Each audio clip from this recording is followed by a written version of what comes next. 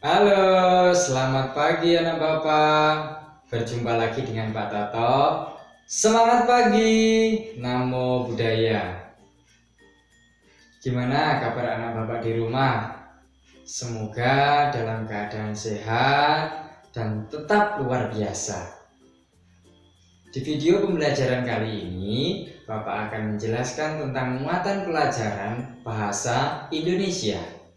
Tema 2, selalu menghemat energi. Subtema 1 tentang memperoleh informasi dari gambar atau teks visual.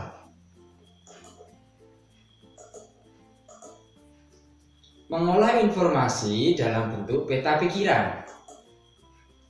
Informasi dari sebuah teks dapat diperoleh dengan membaca intensif atau membaca memindai. Membaca memindai adalah suatu teknik membaca untuk menemukan informasi dari bacaan secara cepat. Informasi yang diperoleh dapat diolah kembali. Salah satu cara mengolah informasi adalah dengan membuat peta pikiran.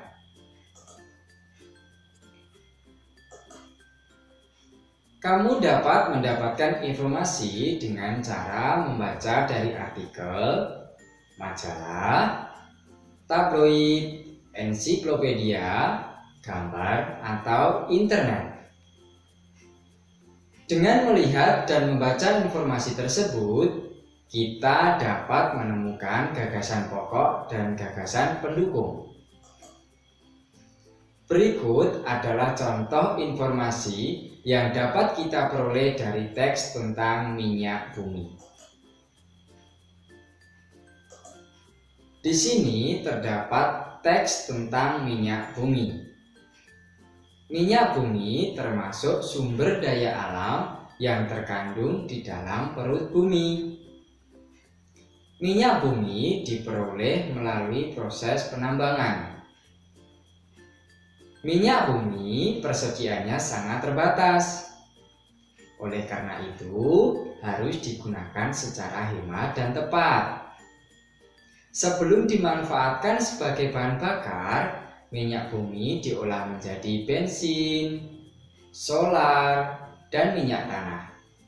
Sisa hasil pengolahan minyak bumi berupa parafin, plastik, dan aspal.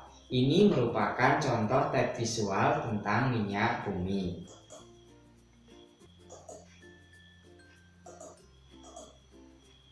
Berikut peta pikiran yang dapat dibuat berdasarkan informasi-informasi tersebut. Ini merupakan peta pikiran yang kita ambil dari teks tersebut. Minyak bumi. Anak-anak di rumah perhatikan penomorannya ya. Nomor 1, asal minyak bumi. Nomor 2, 3, dan 4 yaitu cara memperoleh minyak bumi. Nomor 5, hasil olahan minyak bumi. Hasil olahan minyak bumi ini dibagi menjadi beberapa macam anak Bapak. Yang pertama yaitu bahan bakar, baik itu bahan bakar bensin, pertalit, pertamax, solar, dan lain sebagainya. Ada juga parafin, plastik, dan aspal. Ini merupakan peta pikiran yang kita dapat dari teks tersebut. Menceritakan informasi berdasarkan yang diamati. Informasi juga dapat diperoleh dari gambar.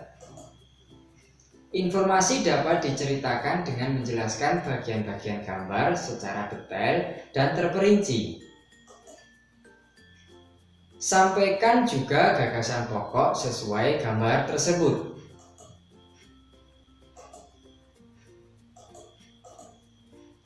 Perhatikan gambar berikut.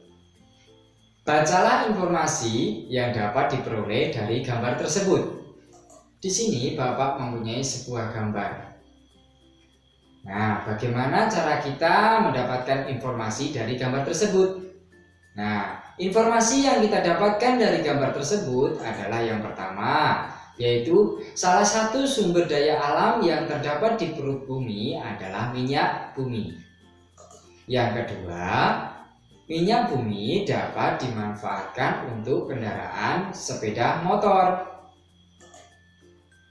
Nomor 3, untuk dapat memanfaatkannya, minyak bumi biasanya diolah terlebih dahulu untuk menjadi bahan bakar. Ini adalah merupakan informasi-informasi yang kita dapatkan dari gambar tersebut.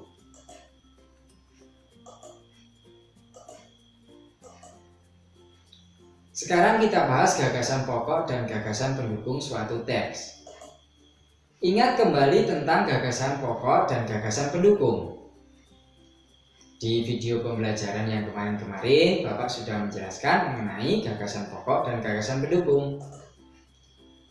Gagasan pokok dan gagasan pendukung ditentukan dengan membaca dengan seksama atau memindai.